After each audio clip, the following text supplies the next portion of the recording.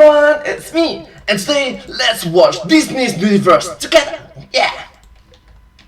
It's a theory. Theory! A Disney theory. Disney theory. Two films theorated might be related surprisingly. Yeah! Even though he's a demigod and she hangs out with arthropods, though they're sequestered, they share ancestors. It's a theory. Theory.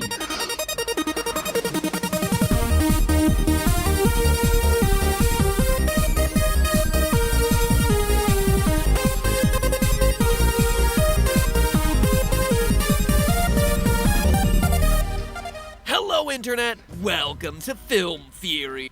Hello Internet! Welcome to Film Theory! Hi!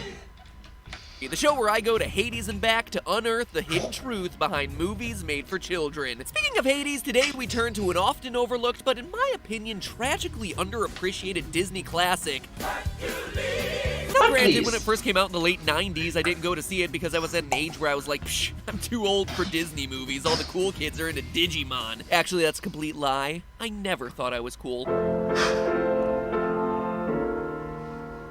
Anyway, finally getting around to watching this for the first time, I was really excited about the cool powers of the Titans and Meg's killer princess song. I gotta admit though, I was a bit disappointed not to see Sora and Sephiroth running around. Anyway, something in the back of my head kept niggling away. Niggle, niggle, it went. Something just felt off. Niggle, niggle, it continued. But then it hit me the moment I saw that fun and oh so obvious Scar Easter egg. Hercules' dad is Zeus, right?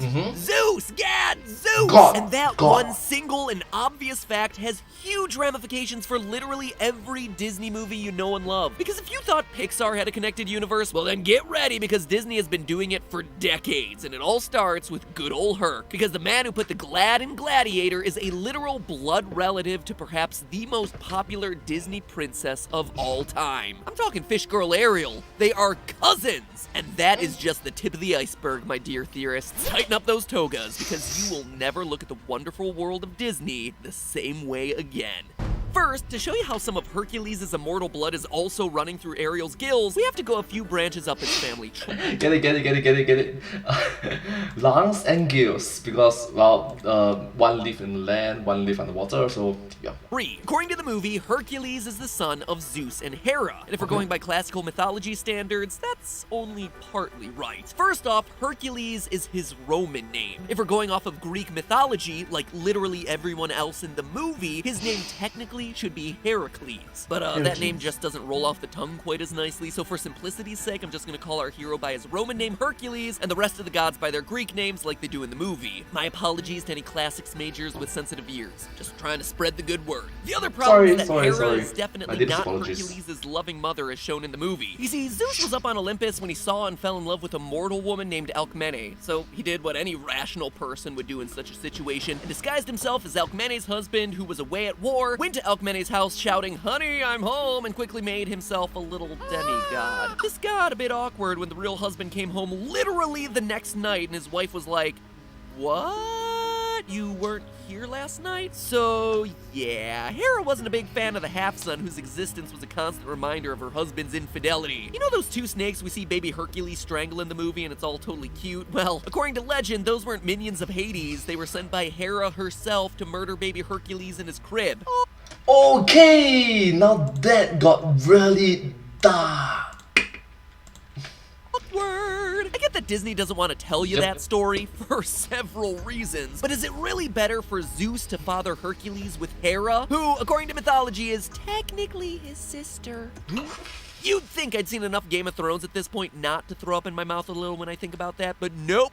Okay, you must understand that incest, inbreeding, not the good thing, but they are gods. So I don't know what I don't know because they're gods, so Hercules in the movie is on par with Prince Prick himself. At any rate, the important bit here is Hercules' father, which is Zeus both in the movie and in the myths. Zeus is the son of the Titans, Cronus and Rhea, the same Titans which the Muses tell us that he overthrew at the beginning of the movie. And then along came Zeus, he hurled his thunderbolt.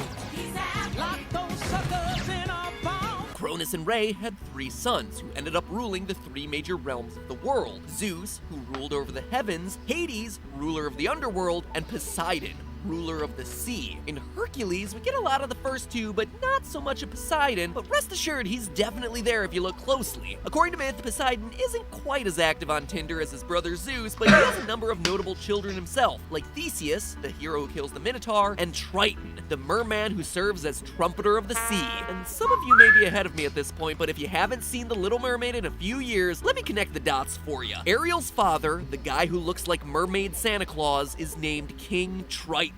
Therefore, Ariel's grandfather is Poseidon, and her great-grandfather is Cronus, the Titan who is grandfather of Hercules himself. Put it all together, map out that family tree, and we have Hercules and Ariel as cousins. Now prepare your... And they possess godlike powers. I think what I'm trying to say there? yourselves for the twist. The twist is that there is no twist. It's cut and dried. This isn't a film theory, this is a film fact, a mythological fact. Some might argue that we have no idea that this Triton is the same Triton who's nephew of Zeus, but his depiction in Little Mermaid matches pretty well the image we get of him in classical mythology. A bearded half-man, half-fish who lives in a golden palace under the sea. No word on whether that golden palace has the same, power as we got in the original VHS cover of The Little Mermaid, but having seen my fair share of Greek art, I wouldn't put it past him. Now, this is the point in the episode where you're probably tempted to subscribe, so you should totally do that. Thank you so much. Please remember to subscribe to my channel as well. Thank you. Subscribe.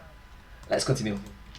Dab that subscribe button down below with your giant Poseidon fork, and leave a comment letting me know what your favorite Disney movie is in the next 5 seconds. I'm not gonna do the 5, 4, 3, 2, 1 thing, but, you know, time it out yourself. We'll go on the honor system here. 5, 4, This is 3, 2, also 1. the point in the episode where a lot of you are probably like, yeah, you stupid dingle hopper, who cares? It's not like this random little Easter egg means anything for Disney as a whole. True, but let me ask you questions. What is your favorite Disney movie? Or like a list of favorites. I know it's kind of hard to choose your favorite because people change and then their list change as well. So one of the few of my changes, okay, a few of my best is, let me sing out for you. Let's get down to business to defeat. Alright, next is I can show you the world, shining, shimmering, splendid. And also one more is, I swear it's true, we sing this in karaoke with my friends, a bunch of guys, grown-up guys.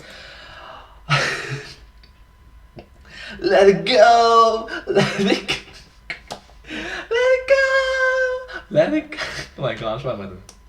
Focus. And you know what? For as much as it hurts me to be called a fork, I respect your desire for the deeper meaning of things. And in this case, the deeper meaning is that once you start connecting Hercules and Little Mermaid, lots of other dominoes start to fall. We've already covered some surprising Disney connections before, like how Elsa from Frozen and Rapunzel from Tangled would technically genetically be twin sisters. Click right over here if you missed out on that one. But even if you don't believe that theory, at the very least, we see Rapunzel in the final scenes of Frozen, meaning that those two worlds are connected both in time and place.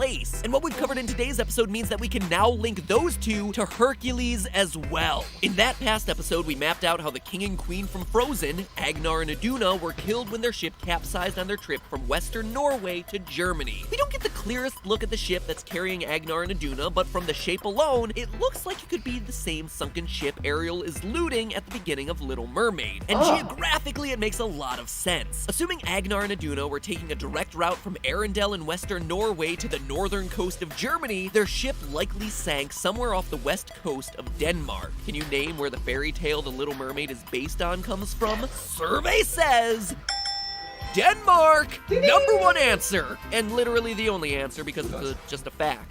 Just a one-answer fact. The Little Mermaid is originally from the works of Hans Christian Andersen, a 19th century Danish author of children's books and fairy tales. Now that doesn't outright prove that Disney's Little Mermaid is set in Denmark, but we do have other clues. Remember Prince Eric's crusty caretaker Grimsby? Well, Grimsby is a Danish name coming from the name that the Nordic god Odin would take when he disguised himself as a human to hit on women. Side note, what is with the gods dressing up as people to mac on human beings? You know what the best pickup line in the world is? I'm a god.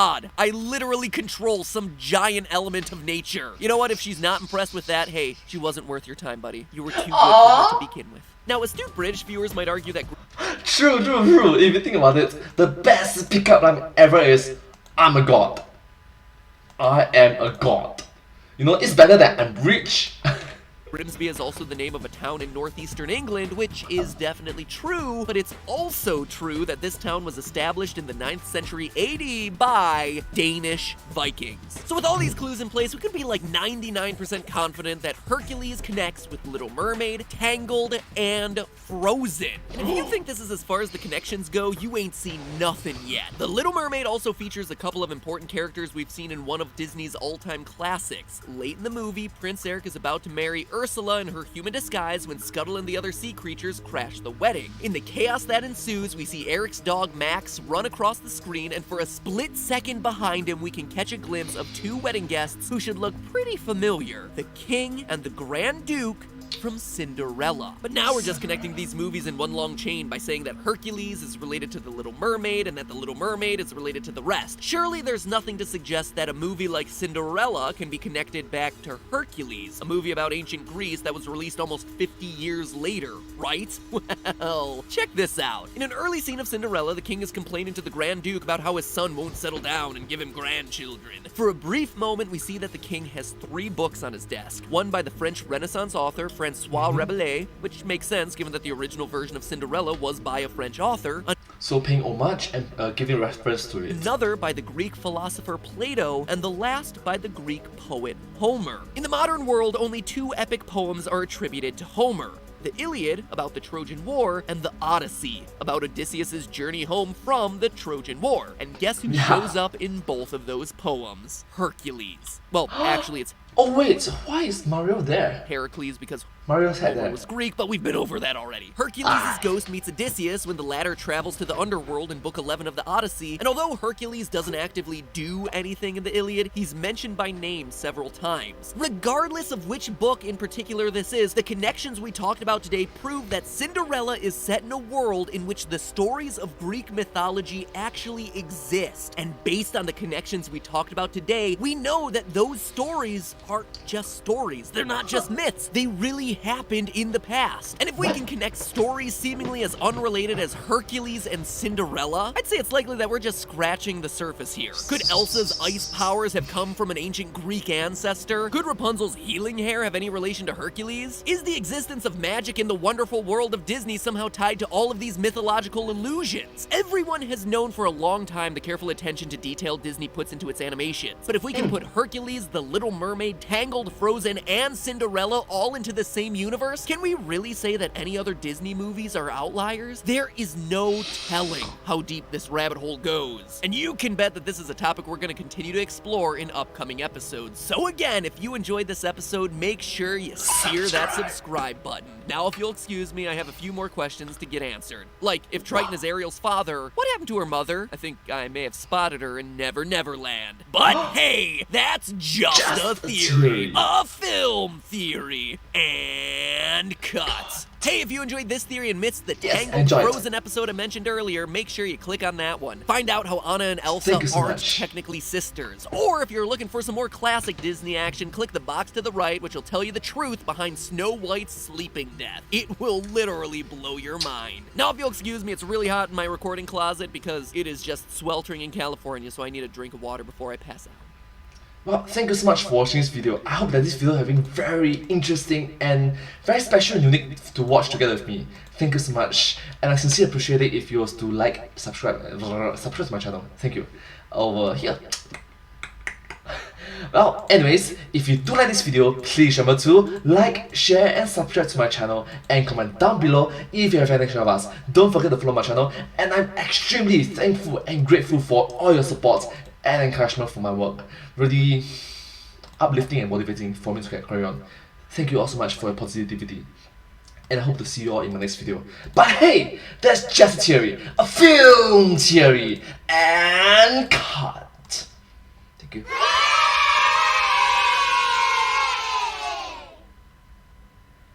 And I hope to see you guys in my next video. Thank you all so much from the bottom of our hearts. Thank you. Thank you all so much. Subscribe.